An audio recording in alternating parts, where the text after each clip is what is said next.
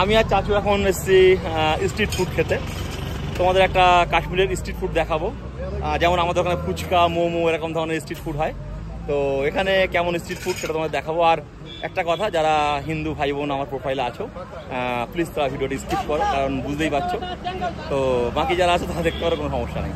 এই যে বানাচ্ছে এটা হচ্ছে বিফের, ভাইয়া থোড়া সা উঠাও।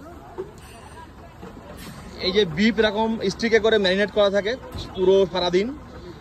আর এই যে যেরকম বলে সেরকম ভাবে এইরকম এটা কয়লার আগুনে এটাকে মানে বিফটাকে তৈরি করা হয়, মানে কাবাব বলতে পারো অ্যাকচুয়ালি। হ্যাঁ, কাবাব। তো 50 টাকা করে স্টিক। তো ফাইনালি দেখো চলে এসেছে এটা কিভাবে খেতে হয়। এটা হচ্ছে চাচু ये किसका ये मूला, হ্যাঁ এটা মূলো গাজরের চাটনি, পেঁয়াজ মূলো গাজরের চাটনি।